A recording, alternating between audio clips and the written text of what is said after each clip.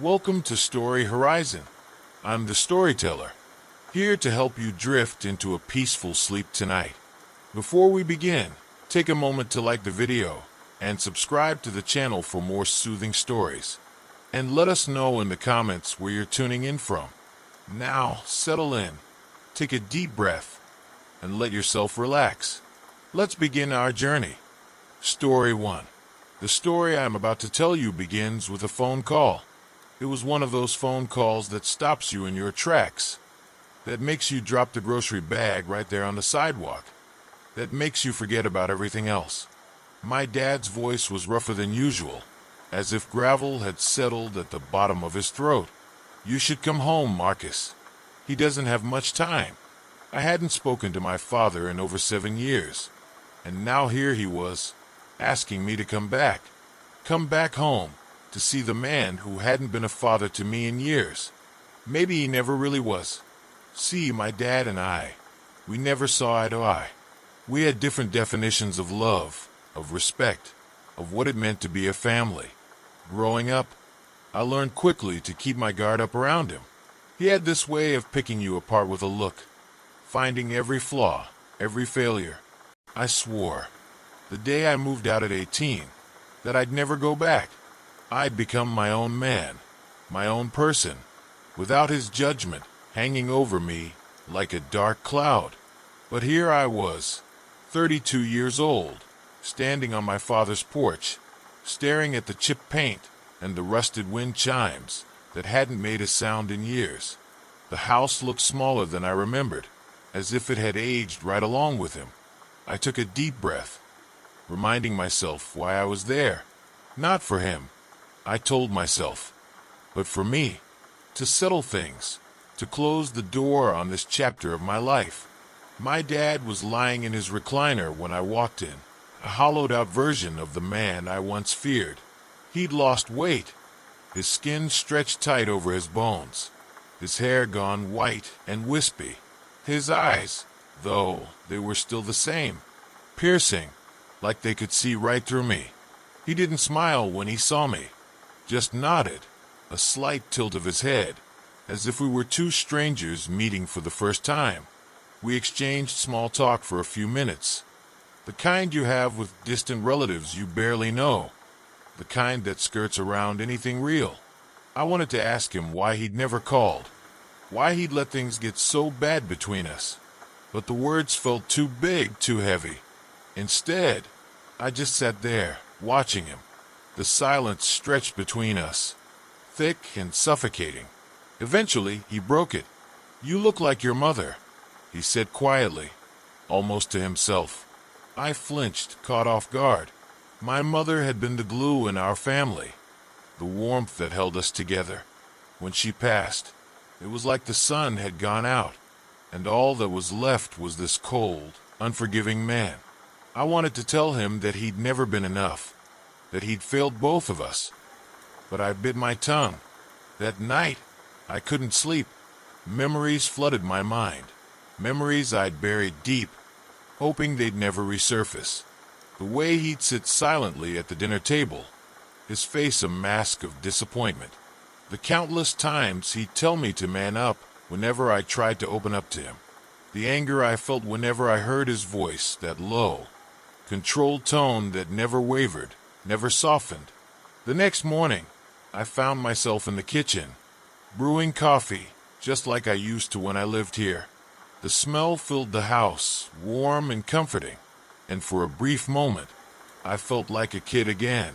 Dad shuffled in, and we sat across from each other, sipping our coffee in silence. He looked at me, really looked at me, for the first time since I'd come back, and then he spoke. "I didn't know how to be a father," he said, his voice barely above a whisper. "My own father was, well, let's just say he didn't set much of an example. I thought if I was hard on you, you'd grow up strong, like me." The words hung in the air, fragile and raw. I wanted to laugh, to tell him he'd missed the mark by miles, but something held me back. For the first time, I saw him not as my father, but as a man, a flawed, broken man, doing the best he knew how. It wasn't enough. It would never be enough, but it was something. We spent the next few days in a quiet rhythm. Two people tied by blood but separated by years of hurt. I told him about my life, about the things he'd missed. He listened, his gaze steady, and I could almost believe that he cared, in his own way. It wasn't the father-son relationship I dreamed of, but it was real, honest, maybe for the first time. The last morning I was there, I found him sitting in his chair, looking out the window. He didn't turn when I entered the room, didn't acknowledge my presence. For a moment, I thought he was gone, that he'd slipped away quietly, as he always did. But then he spoke, his voice soft, almost a whisper. "I'm sorry," he said, "for everything." He didn't ask for forgiveness, didn't expect it. He just let the words hang there, bare and unguarded. I felt a strange sense of peace settle over me, a calm I hadn't known I needed. I left that day, feeling lighter, like a weight I'd carried for years had finally been lifted. He passed a few weeks later. I didn't cry. I wasn't sure I knew how, but I felt something shift inside me, a quiet acceptance that I'd done all I could. Looking back now, I realized that forgiveness isn't always about the other person. Sometimes, it's about letting go of the hurt you've held onto, the anger that's hardened your heart. My father was who he was, flawed, broken, and human. And maybe, in the end, that was enough. That's the story of how I came to say goodbye to my father. Not with grand gestures or tearful apologies, but with quiet understanding and the peace of knowing I'd finally let go. Sometimes, the only way to move forward is to let the past rest in silence. Story 2. The day Sophia received her acceptance letter from the New York Conservatory of Music, she was at the diner where she worked weekends, refilling coffee for the regulars. She'd saved every tip from every shift for the past 3 years, hoping, praying she'd make it to this moment. When her mom handed her the envelope, Sophia's hands trembled so hard she nearly dropped it. She tore it open, her heart pounding, and there it was, clear as daylight. "Congratulations, Sophia Morales." For a moment, the world stopped. She could see it all. Living in New York, performing on stages, sharing her music with the world. She could practically feel the weight of the piano keys under her fingers, hear the applause ringing in her ears. All her dreams, everything she'd worked for, was right there in her hands. But life, she would soon learn, wasn't so simple. That night, her father sat her down at the kitchen table. He was a quiet man. Her father, a mechanic who worked long hours to make sure they had enough. Sophia could see the exhaustion in his face, the deep lines etched by years of sacrifice. He looked at her with a mixture of pride and sadness she didn't fully understand until he spoke. "New York," he said slowly, as if tasting the words. "That's a big step, Mija, and it's not cheap." She'd heard him say it before, dozens of times, whenever she'd talk about her dreams. But this time, there was something different in his voice, a resignation that settled heavily between them. He slid a piece of paper across the table, their family's budget, with numbers circled in red ink. Medical bills from her little brother's asthma, the mortgage, the groceries, they were all stacked up, cutting into every last dollar. "I can take more shifts," Sophia said, her voice barely a whisper. "I can work weekends at the conservatory. I'll make it work." Her father sighed. "I know how much this means to you. But if you go, well, I don't know how we'll manage. We'll figure it out." But he didn't finish the sentence. He didn't have to. That night, Sophia lay in bed, staring at the acceptance letter on her nightstand. She'd spent years dreaming of this, fighting for it, pushing through exhaustion, blisters on her fingers, sore wrists. She thought of her mother, who had given up her own dreams to care for the family, and her little brother, who watched her with admiration. as if her success would somehow be his too. The next few weeks were a blur of decisions, of weighing her dreams against the reality of her family's struggles. She filled out the financial aid forms, applied for scholarships, reached out to everyone she could think of. But even with every dollar she could scrape together, the numbers didn't add up. Finally, one afternoon, Sophia sat on the porch with her mother, the sun setting low and golden behind them. She turned the letter over and over in her hands, her fingers tracing the words she'd longed to read for so long. Her mother didn't say anything. She just sat beside her, as if her presence alone could help Sophia make the decision. "I've dreamed of this for so long, Mama," Sophia said quietly. "But what if I'm not meant to go?" Her mother looked at her, a knowing sadness in her eyes. "Sometimes we have to give up things we love, for the people we love." She placed a hand on Sophia's shoulder, her touch warm and grounding. "But that doesn't mean your dream dies. It just waits." With those words, Sophia felt a weight lift, just slightly. She took a deep breath and made her decision. The next morning, she told her father, "I'll stay," she said, her voice steady. "I can still play, still study here. I'll teach piano, maybe save up and try again later." She tried to smile, to make the decision feel like hers. Her father pulled her into a tight embrace, and for the first time in a long time, she felt him shake, felt his tears on her shoulder. "I'm sorry, Mija," he whispered, his voice breaking. "You deserve the world." The days that followed were hard. Sophia kept playing, kept studying, kept her dream alive, even as she took on more shifts, helped with the bills, supported her family. Every time she sat down at the piano, she felt the ache of what could have been, the life she'd let go. But she found something unexpected in those months, a quiet strength, a resilience that hadn't been there before.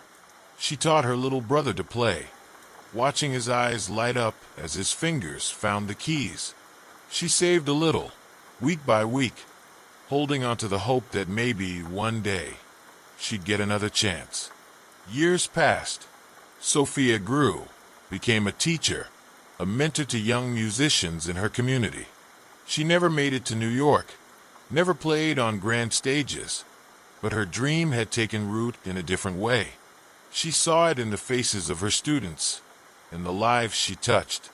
She found her purpose in helping others find their voice, in sharing her passion where it was needed most. Looking back now, she sometimes wonders about that other life, the one she'd left behind. But in her heart, she knows she made the right choice. Because sometimes, the weight of a dream isn't about where it takes you, but who it allows you to become. Story 3. The day I signed the divorce papers, I remember walking out of the courthouse with a strange sense of freedom mixed with sheer emptiness. After 30 years of marriage, 30 years of a life I thought I knew, I was stepping into a new world, a world I hadn't prepared for and wasn't sure I wanted. When I got home, I took off my wedding ring and set it on the kitchen counter. It was heavier than I remembered, and it left a small dent in my finger. That little dent haunted me, a mark of a life that was suddenly gone. I'd spent 3 decades as the wife of and the mother of, blending into everyone else's story while forgetting to write my own. I poured my energy into my family, my husband's career, our children's dreams. And now, standing in my quiet house, I realized I had no idea who I was without them. Friends tried to console me, saying things like, "This is your time now," or "It's never too late to reinvent yourself." It sounded nice, but what did that even mean? One evening, about a month after the papers were signed, I was cleaning out the garage when I came across a dusty old box labeled College Memories. Inside, I found notebooks from my college English classes, filled with short stories I'd written, stories I'd forgotten even existed. I read one right there, sitting on the cold concrete floor, and something shifted in me. The stories were raw, unpolished, but there was a spark in them, a spark I hadn't felt in years. On a whim, I signed up for a local writing workshop. The first day, I felt out of place among the younger writers, people with vibrant lives and big dreams. I was the only one there with gray streaks in her hair, the only one who'd ever bought a minivan or baked cookies for PTA meetings. I almost walked out, thinking maybe I didn't belong, but something kept me rooted to my seat. Maybe it was that old spark from college, a voice from my past that was finally demanding to be heard. The first piece I wrote was about a woman starting over, tentatively testing the waters of her own life. I poured everything into it. The fears, the loneliness, the small victories, the uncertainty. When I read it aloud, I expected polite smiles, maybe a gentle critique, but instead there was silence. One of the young women in the group, barely 20, was wiping tears from her eyes. "It's beautiful," she said softly. "It's like you put into words what I've always been afraid of." That was the moment I realized that maybe, just maybe, I had something to say after all. In the months that followed, I wrote every day. It became a ritual, a way to understand myself, to process the life I'd left behind. I wrote about love and loss, about identity, about finding strength when you least expect it. Some days, the words flowed like a river, unstoppable, and other days I sat at my desk for hours, feeling like I was wrestling with shadows. But I kept at it. The more I wrote, the more I found myself, pieces of me I hadn't even realized were missing. Slowly, my stories began to take shape, and I started submitting them to local magazines and online journals. I wasn't expecting much, maybe just a rejection or two. But one day, I got an email saying a story of mine would be published. Published. The word felt like music. It was a small journal, one hardly anyone knew about. But to me, it was a dream come true. For the first time in years, I felt seen. One evening, my daughter came to visit. She noticed the stack of journals and magazines piling up on my coffee table, each one with a story of mine in it. She picked one up, flipping through the pages, and then looked at me with surprise. "Mom," she said, "I had no idea you were writing all this. It's incredible." In that moment, I felt a pride I hadn't felt in a long time. Not pride as a wife or a mother, but pride as myself, as a writer, a creator.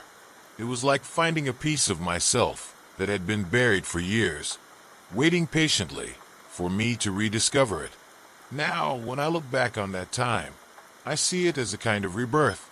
The life I'd known had ended, but it had made room for a new one I was shaping with my own two hands. I still have rough days, days when I feel like I'm too old, too late to be starting over. But then I remember that stack of journals, the look in my daughter's eyes, and I know that I've found something worth holding on to. This is my second life, my unexpected chapter. I don't know where it will lead, but I'm learning to trust the journey. For the first time, I'm not living for someone else. I'm living for me, and that feels like the most beautiful story of all. Story 4. It was a Tuesday morning, a day like any other, when my past came knocking. I was sitting at my desk, halfway through my second cup of coffee, when an email pinged on my screen. Subject line: "Hi, Dad." I almost choked. At first, I thought it had to be spam or some kind of mistake, but as I opened it, I saw a name I hadn't thought about in years. Jessica Parker. Jess and I had dated back in high school. A whirlwind romance that felt all-consuming at 17, but faded just as quickly. We went our separate ways before graduation, and that was it. Or so I thought. The email was short, almost formal. It was from a 15-year-old named Daniel. He wrote that he believed I was his father, that Jess had told him about me, and that he wanted to know if I'd be open to meeting him. The words stared back at me, each one heavier than the last. I was numb. caught between disbelief and an ache I couldn't quite place. I didn't respond right away. How could I? Here was this kid, a stranger, really claiming I was his dad. For 15 years, I'd been living my life, completely unaware of his existence. Part of me wanted to ignore it, to close the email and pretend it never happened. But another part of me couldn't shake the image of a boy, my boy, wondering why his father never showed up. I finally replied after a few days, saying I'd be open to meeting him. We agreed to meet at a cafe near my office. The day of, I was nervous, hands sweaty, heart pounding as I waited by the window. When he walked in, I knew immediately he was mine. He looked like Jess, with that same sandy hair and blue eyes. But he had my build, my jawline. Seeing him felt like looking in a mirror from the past. "Hi," he said, shifting awkwardly as he sat across from me. "Hi, Daniel," I replied, my voice shaky. We both stared at our drinks, not knowing where to begin. "So, Mom told me about you a few months ago," he started, keeping his gaze down. "She said you didn't know, that she thought it was best not to tell you back then." I swallowed hard, feeling anger and confusion twist inside me. She hadn't told me. She kept this secret, kept him from me. I took a deep breath, forcing myself to focus on the boy in front of me. I'm sorry, Daniel," I said, the words fumbling out. "If I had known, I would have." "It's okay," he interrupted, shrugging. "I get it. I just wanted to know who you were, I guess." And there it was, the quiet, unassuming truth of why he'd reached out. He wasn't looking for apologies or explanations. He just wanted to understand where he came from. Over the next few weeks, we started meeting regularly. Each time, he'd bring more questions, and each time, I'd try to answer them. He wanted to know what I liked to do, what I was like at his age, if I'd ever played baseball. He told me about his favorite bands, his plans to study graphic design, his part-time job at a bookstore. The more we talked, the more I saw parts of myself in him. The way he fidgeted when he was nervous, the dry humor he threw into conversation, his love for books. But it wasn't all easy. There were times he'd look at me with this guarded expression, like he wasn't sure if he could trust me. And honestly, I couldn't blame him. I wasn't there for his first steps, his first day of school, or his first heartbreak. I was a stranger trying to play catch-up in a game I'd only just discovered I was part of. One night, he asked the question I'd been dreading. "Why didn't you and Mom work out?" I hesitated, thinking about how to explain it without putting blame on Jess. "We were young," I said finally. "We had different dreams, different paths. Sometimes things just don't work out." He nodded, his face thoughtful. I could see the weight of it sinking in, the realization that life is complicated, that sometimes things happen outside of our control. That was the night I realized he didn't just need a dad. He needed someone to be real with him, to help him navigate the messiness of life. Months turned into a year, and our relationship grew.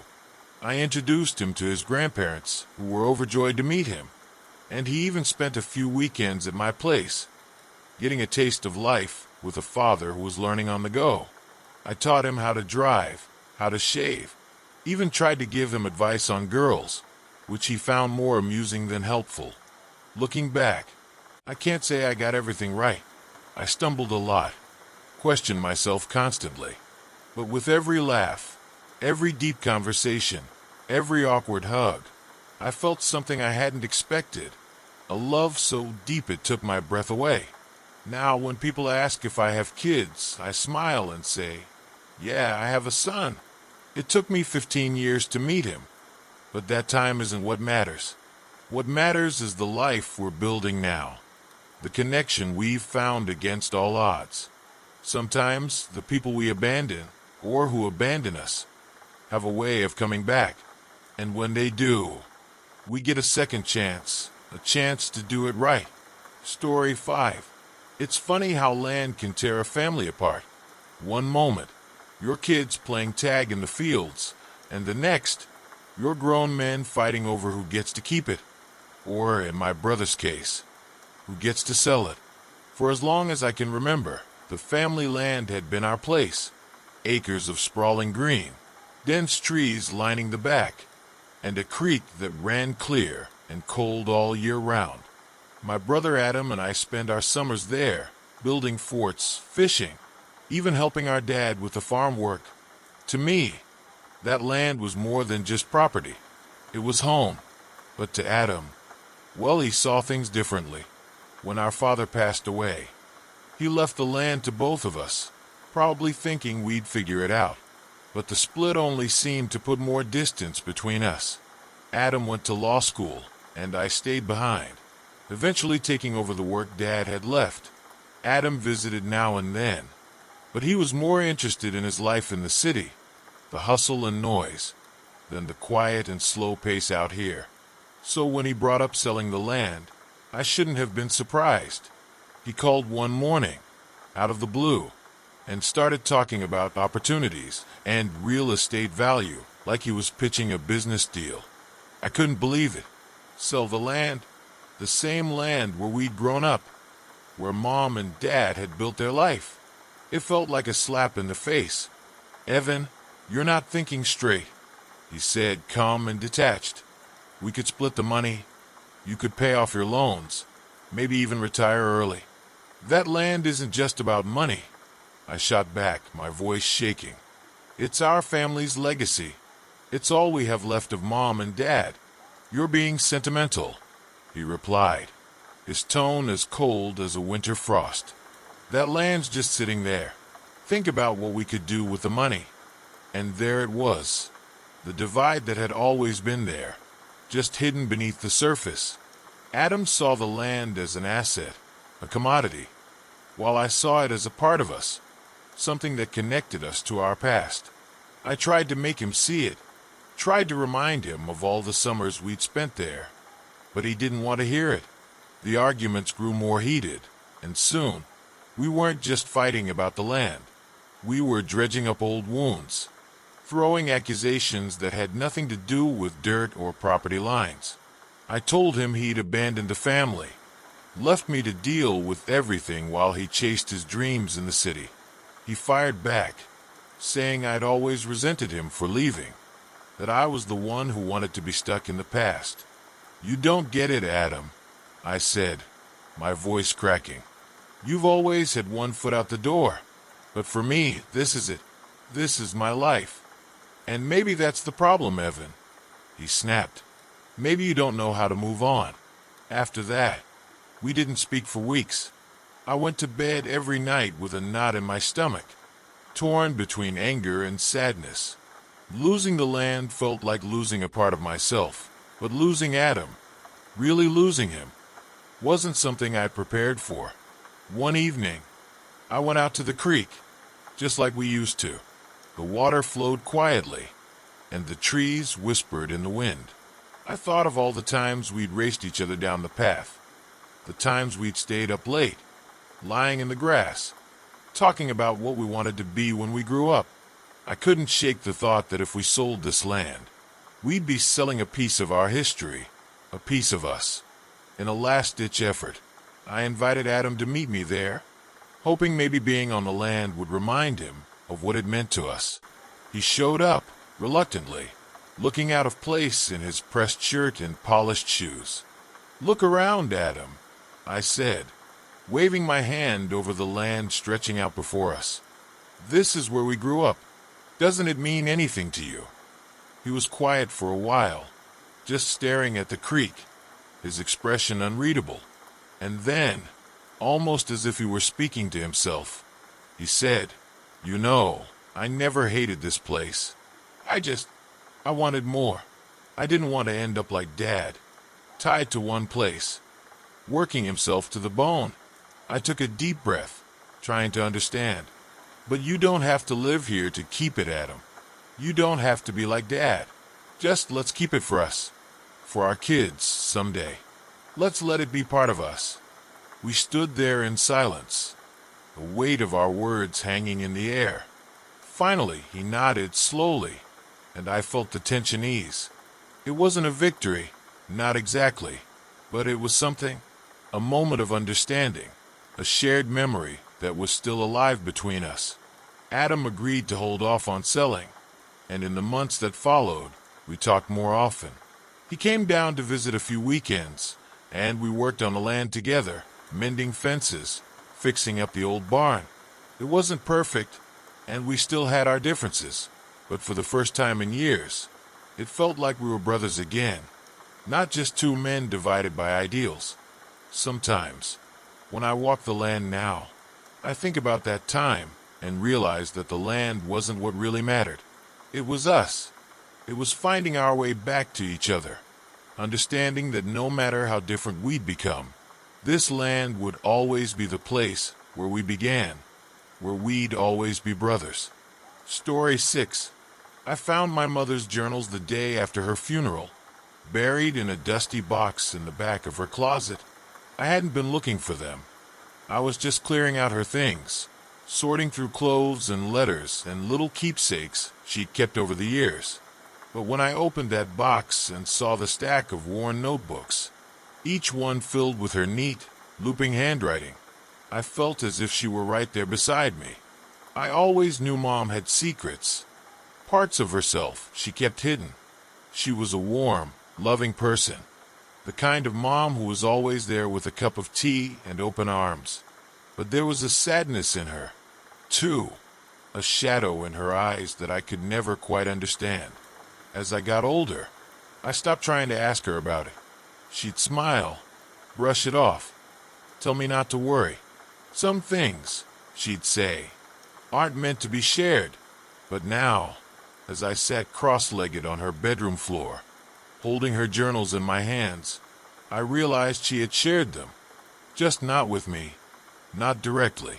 She'd poured her heart onto those pages, one entry at a time, leaving behind a story I was never meant to know. The first journal started when she was a teenager, back before she'd met my dad, back when she was still just Evelyn, a girl with big dreams and an even bigger heart. I read about her love for art, the way she'd lose herself in her sketches, her hopes of becoming an artist one day. But as the pages turned, I saw her dreams begin to fade. Her parents pushed her towards something more practical, more stable. They didn't see art as a real future, and little by little, she let go of that part of herself. By the time she met my dad, she'd given up on being an artist entirely. She wrote about how they fell in love, how she thought he'd understand her in ways her family never did. But as I read on, I realized their marriage was far more complicated than I'd ever known. There were moments of joy, yes, moments of love, but also deep loneliness, times when she felt like she'd lost herself completely. One entry, written the year I was born, stopped me cold. She described looking at me for the first time, holding my tiny hand, and feeling this overwhelming love mixed with fear. I want to be better for her, she wrote. I want her to see me as more than just a mother, to know the parts of me that are buried, the dreams I let go. But I'm afraid she'll end up like me, afraid she'll lose herself in the roles everyone else expects her to play. Reading those words, I felt like I was finally seeing my mother, not just as Mom, but as a woman who'd lived a life with struggles and sacrifices I'd never fully understood. I'd always thought she was happy, content with her life, but now I saw the layers beneath, the things she'd never shared with anyone, not even me. The journals continued, filling in the gaps of our life together, each one revealing a little more. She wrote about the guilt she felt for not pursuing her art, how it gnawed at her, how she worried she'd failed herself. But then she wrote about me, about how she poured her dreams into me, hoping I'd find my own path, even if it was different from hers. One of the last entries was written just a few months before she passed. By then, she was older, softer, a little worn around the edges. She wrote about how proud she was of me, how she'd watched me grow into a person she admired. But she ended with a line that hit me hard. I wish I'd told her more. I wish I'd shown her the parts of myself I kept hidden. Maybe she would have understood me better. Maybe she'd understand herself better too. In the days that followed, I read every word, every page, letting her story sink into me. It was painful, but it was also beautiful. A reminder that even the people we think we know best can hold worlds within them, worlds we may never fully grasp. Her journals changed me. They made me see my mother not as a perfect figure, but as a complex person, someone who struggled and sacrificed and dreamed. They made me look at my own life differently too. I'd always been so focused on following the path laid out for me, on being the daughter she'd be proud of. But now, I wanted something more. I started painting again. Just small things at first. Sketches on my lunch break, colors thrown onto canvas on quiet Sunday mornings. I felt her with me in those moments. Felt the pieces of her she'd left behind in me. Her legacy wasn't just in her journals, but in the dreams she'd passed down. The courage to find myself even when it felt easier to hide. So now, whenever I pick up a brush or a pencil, I think of her. I think of the girl she once was, the artist she never got to be, and I paint for both of us. Her story didn't end with those journals. It lives on in me, in every stroke, in every color, a legacy of love, loss, and the power of rediscovery. Story 7. The way it started was simple enough. Mrs. Henderson, my elderly neighbor, needed someone to help carry her groceries up the stairs one morning. She lived alone, and even though we'd exchanged polite nods for years, I'd never really spoken to her. But that day, she was struggling with 2 heavy bags, her frail frame bending under the weight, and something in me couldn't just walk by. "Here, let me help you with those," I said, grabbing the bags before she could argue. Her face lit up, a mix of surprise and gratitude, and as we climbed the steps to her apartment, she started chatting about her cat, Mopsy, and her tomato plants that had finally bloomed. I nodded and smiled, not thinking much of it, but by the time we reached her door, she was inviting me in for tea, her face hopeful in a way that made it impossible to say no. 1 cup of tea turned into 2, and before I knew it, an hour had passed. As I left, she gripped my hand with surprising strength and said, "Thank you, dear. It's nice to have company." I walked away feeling a strange warmth in my chest, a sense of having done something good. But little did I know that one small act of kindness would turn into something much bigger and much heavier than I had bargained for. After that, Mrs. Henderson started calling me over for little things. First, it was to fix her squeaky door. Then, to change a light bulb she couldn't reach. Each time, she'd invite me in, make tea, and tell me about her late husband, her years as a schoolteacher, the way she missed dancing. I'd sit there, listening, watching her face soften as she shared memories that seemed to light her from within. She'd thank me every time, saying I was like the son she never had. At first, it felt good. I didn't have much family nearby, and honestly, I was a little lonely myself. Spending time with her made me feel like I was doing something meaningful. But slowly, the favors became more frequent. She started calling late at night, asking if I could pick up her prescription or help her with paperwork she didn't understand. My weekends were no longer my own. They were filled with errands and visits to make sure she was eating well and taking her medicine. My friends noticed. They'd joke, "So, are you her caretaker now?" But it didn't feel like a joke.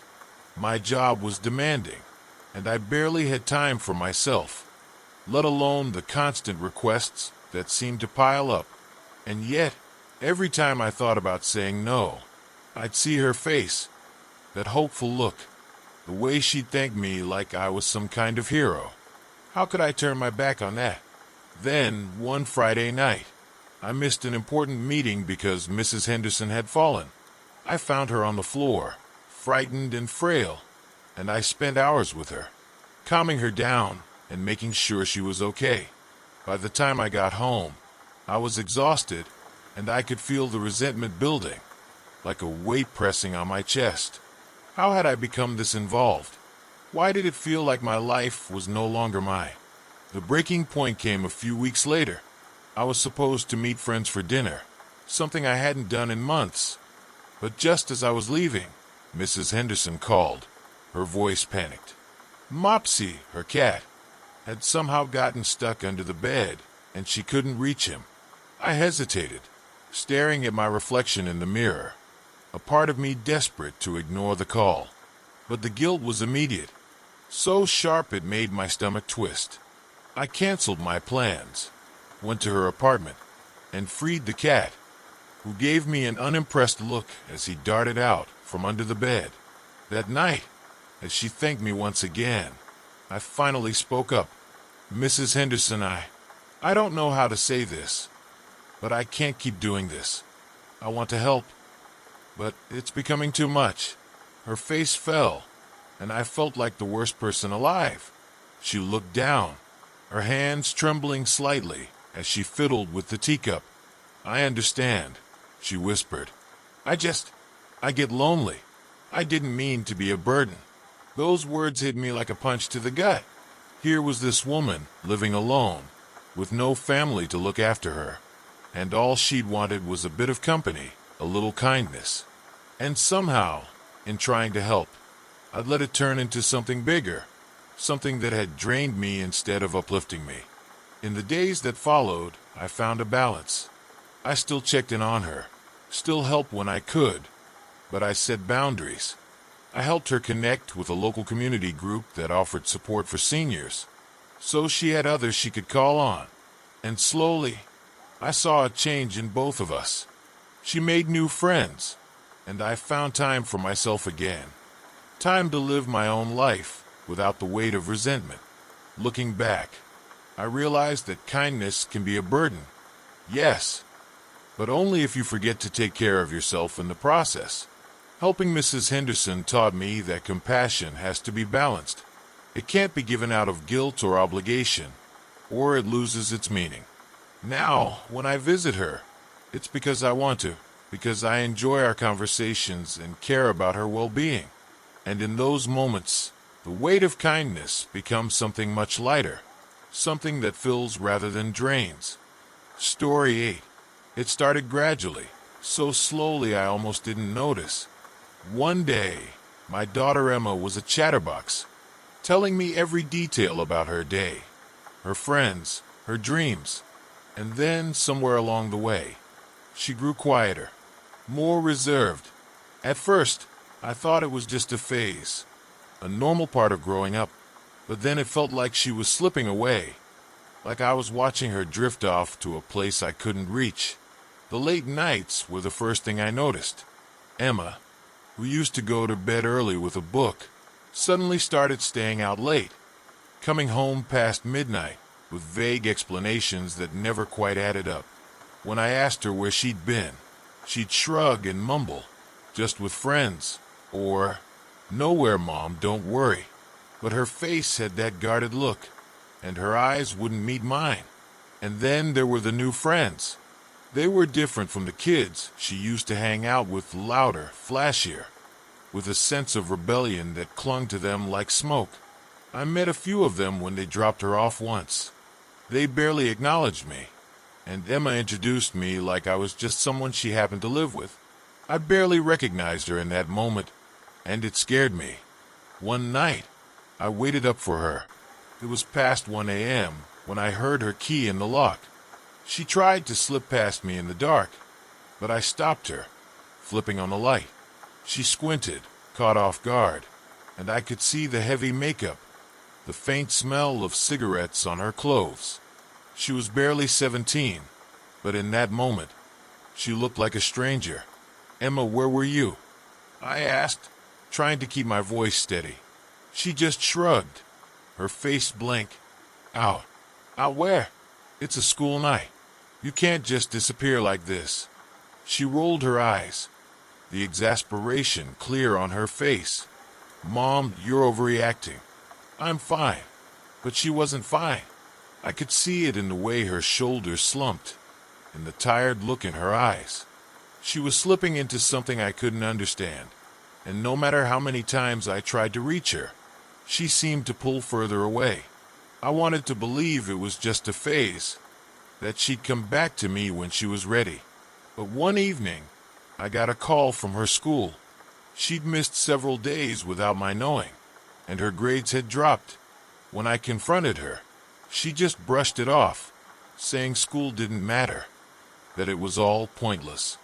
I felt my heart crack a little at that. This wasn't the Emma I knew, the one who used to spend hours studying, who dreamed of being an artist, who once filled our house with her paintings and sketches.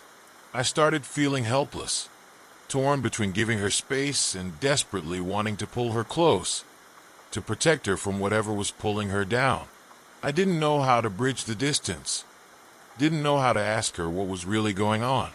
Every conversation turned into a battle, with me pleading and her shutting down, her walls higher than ever. One night, I decided to leave her a letter. I poured my heart into it, telling her about the Emma I missed, the girl who used to trust me with her secrets. I told her that no matter what was happening, I was there for her, that I loved her more than she could ever know. I slipped the letter under her door and went to bed, hoping, praying, that something would reach her. The next morning, I found her sitting at the kitchen table, clutching the letter, her face soft in a way I hadn't seen in months. She looked up at me, her eyes red-rimmed. "Mom," she whispered, her voice breaking. "I'm sorry. I don't even know why I'm acting like this. I felt so lost." I sat beside her, taking her hand. She started to talk, slowly at first, her voice shaky as she shared the things she'd been holding inside. She told me about the pressure she felt to fit in, about how she drifted into a crowd that made her feel alive, but empty at the same time. She'd been struggling, feeling like she didn't belong, like no one understood the weight she carried. In that moment, I realized that she wasn't trying to push me away. She was trying to find herself, to make sense of things she didn't fully understand. I held her, letting her cry, letting her release the confusion, the pain, the fear. After that, things didn't magically fix themselves. We had good days and bad days. Times when she'd slip back into her shell, and times when she'd come to me, open and raw. But I kept the door open, kept reminding her that I was there, that no matter how far she wandered, she always had a place to come back to. Slowly, the light returned to her eyes, the Emma I knew finding her way back. She started painting again, and the house filled once more with the colors and shapes of her imagination. She reconnected with old friends, let go of the ones who dragged her down, and she started to believe in herself again. Now, when I look at her, I see a young woman who's been through a storm and come out stronger. She still has her struggles, but she's found her footing, her sense of self, and I've learned that sometimes the hardest part of being a parent is letting them stumble, letting them find their own way, even if it means watching them disappear for a while, trusting that they'll come back when they're ready. Story 9. We were best friends long before we were rivals. I met Ben on the first day of art school, and from the moment he plopped down next to me in that tiny studio, sketchbook in hand and a grin on his face, it was like we'd known each other forever. We'd pull all-nighters together, fueled by bad coffee and big dreams, both of us obsessed with the idea of making it in the art world. We shared everything, our ideas, our insecurities, even our failures. But I never thought we'd end up fighting for the same dream. It happened out of nowhere. We'd both graduated and were struggling to get noticed when an opportunity fell into our laps. A prestigious grant that could fund an entire year of our work. For an artist fresh out of school, it was the kind of break that could change everything. But there was a catch. Only one artist could win. May the best artist win, Ben said with a wink, as we both filled out the application forms. I laughed it off, saying something like, "Oh, I will." But inside, I felt a spark of competition I hadn't felt before. And so it began. Late nights in our studios, both of us pouring everything we had into our projects, each of us pretending we weren't thinking about the other. I'd never felt jealousy toward Ben before. In school, we celebrated each other's successes. It didn't matter who got the better grade or the professor's praise, because we knew we were both working towards something bigger. But now the stakes felt different. I could see his progress every time I visited his studio. And it was good, really good. He was working on this series of portraits that were raw, vulnerable, and unlike anything he'd ever done. I could see how much he'd grown, how he'd pushed himself to the edge, and a part of me hated how badly I wanted to beat him. One night, I stayed up late, staring at the pieces I'd been working on, questioning every brushstroke, every color choice. I'd lost track of why I was creating in the first place. All I could think about was whether my work was better than his, and that thought twisted something inside me, made me feel like I was losing a part of myself. When Ben called that night, asking if I wanted to grab a drink, I almost said no, but something told me I needed to see him, to remember why we'd started this journey together. We ended up at a dingy bar around the corner, nursing cheap beers and talking about everything but the grant. Finally, after a long silence, he looked at me and said, "You know, this whole thing, it's messing with my head. I keep thinking about you, about how much I want this, but I don't want it to change us." I nodded, relieved to hear him say it. "I know what you mean. It's like, I'm proud of you, but I also want to win. And that makes me feel like a terrible friend." He laughed, shaking his head. "We're not terrible friends. We're just human. Maybe that's what makes us good artists." For a moment, the tension melted, and we were just Ben and me again. Two kids with big dreams, laughing at ourselves and the world. We promised each other that no matter what happened, we'd be happy for the other, that we wouldn't let this competition ruin what we'd built. But promises are easier to make than to keep. A month later, we got the news I'd won.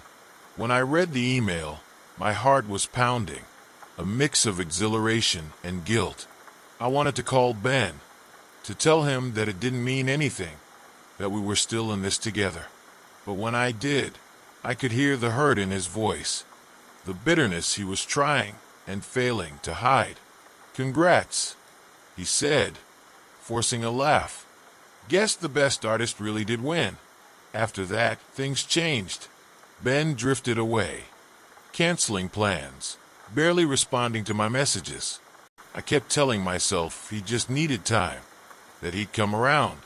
But deep down, I knew things would never be the same. The grant was everything I'd hoped it would be. Studio space, exposure, the chance to create without worrying about rent. But every success, every show, felt hollow without Ben there. I'd see him at galleries sometimes, always standing on the edge of the crowd, avoiding my eyes. We were living in the same city, chasing the same dream, but it felt like we were worlds apart. A year passed before I reached out, inviting him to a small show I was doing. I didn't expect him to come, but he showed up, standing quietly at the back, his hands shoved in his pockets. After the crowd cleared, he walked over, and for the first time in a long time, we just looked at each other. No words, no pretense. "I'm proud of you," he said finally, his voice rough. I know I didn't act like it, but I am. "Thanks," I replied, my own voice barely a whisper. "I missed you." We stood there, the weight of our rivalry finally lifting, replaced by something softer, something real. We'd both changed, grown in ways that maybe we couldn't have if we hadn't been pushed apart. But in that moment, I knew that some friendships are too strong to break, that the competition had been a chapter, not the whole story. We left the gallery together that night, walking side by side down the quiet streets. No longer friends and rivals, but something deeper, something forged in both success and loss. We didn't talk about the grant, or the year we'd lost, but somehow, we didn't need to. We'd found our way back. Story 10. The letter was tucked into the back of my wife's old jewelry box, hidden beneath layers of tarnished necklaces and faded photographs. I'd found it the day after her funeral, while I was sorting through her things, my hands moving automatically, my mind numb with grief. I wasn't prepared for the sharp stab of memory that hit me as I unfolded the letter, and I certainly wasn't prepared for what it would say. It was from my daughter, Emma, the daughter I hadn't spoken to in over 20 years. Her handwriting was as familiar as my own, those tight, careful loops she'd perfected as a teenager. But this letter wasn't a relic from the past. It was dated just 3 months ago. I started reading, my heart pounding, feeling the words seep into me like a long-buried wound opening fresh. "Mom, I'm sorry. I tried reaching out to Dad, but he didn't respond. I don't know if he's ready to forgive me, or if he even wants to. I just wish he'd know that I'm sorry, that I've missed him, and I hope he's missed me too." I stared at the letter, my hands shaking. She had reached out. She tried to make contact, tried to bridge the years of silence between us. And my wife, bless her heart, hadn't told me. I realized then, with a weight that crushed my chest, that she'd been carrying this secret, hoping maybe one day I'd be ready to hear it. But that day had never come. Emma and I had parted on bitter terms when she was 18. She'd wanted to leave for art school, to pursue her dreams, and I hadn't understood. I'd thought it was reckless, that she was throwing away her future. We fought, words sharper than knives, and she left without looking back. I waited for her to come home, to apologize, to admit I'd been right, but she never did, and in my stubbornness, I never reached out either. The years slipped by, one silent holiday after another, until she became a ghost I'd learned to live without. But reading that letter, she'd missed me. It was like a dam had broken inside me. I saw every moment I'd missed, every Christmas and birthday, every milestone that had passed without her. She'd been out there, carrying her life forward, while I'd held onto my pride, believing she was better off without me. It took me a few days to gather the courage to find her address. I didn't know if she'd even want to see me now, after all the silence, all the lost years. But I had to try. I booked a ticket to the city where she lived, feeling more nervous than I had on my own wedding day. What would I say to her? How could I make up for the years that stretched between us like an endless canyon? When I arrived at her apartment building, I stood outside for what felt like hours, rehearsing 1,000 different apologies. Finally, I took a deep breath and knocked, half expecting her not to be home. But then the door opened, and there she was, looking so much like her mother had hurt. Her hair was streaked with silver now, her face lined with the years that had passed. But her eyes, the same blue as her mother's, were wide with shock. "Dad," she whispered, her voice barely audible. I nodded, swallowing the lump in my throat. "Emma, I got your letter." She looked at me for a long time, her expression a mixture of pain and disbelief. I thought she'd slam the door, tell me to leave, that I had no place here anymore. But instead, she stepped back, opening the door wider, inviting me in. We sat on her couch, both of us stiff and awkward, strangers who had once been family. "I didn't think I'd ever see you again," she said quietly, her voice tinged with sadness. "I know, and it's my fault, Emma. I let too many years slip by. I let my pride keep me from you." The words tumbled out, raw and unfiltered. "I missed you every day, but I was too stubborn to admit it." She looked down, her fingers tracing patterns on the couch, and I could see the hurt in her eyes, the weight of all the birthdays and milestones I'd missed. "I tried to reach out," she whispered, "but after a while, I thought maybe you didn't want me in your life." I felt my heart break all over again, realizing that she'd felt abandoned, that my silence had been louder than any words. "I was wrong," I said, barely able to keep my voice steady. "I thought I was doing what was best for you, but all I did was push you away. I can't take back those years, Emma, but I'm here now, and if you'll let me, I'd like to be part of your life again." She didn't answer right away, and I braced myself for rejection, for the finality of a door closing between us forever. But then, she reached across the couch and took my hand, her grip warm and familiar. "I'd like that, Dad. I'd like that a lot." In that moment, the years melted away. We sat there for hours, talking, sharing stories, filling in the gaps of each other's lives. It wasn't perfect, and I knew there were things we'd never fully heal from. But we had time now. Time to rebuild, to start fresh, to create new memories. Those lost years were gone, yes, but we had found each other again. And as I held her hand, feeling the steady warmth of her presence, I realized that some things, even after years of silence, could still be mended.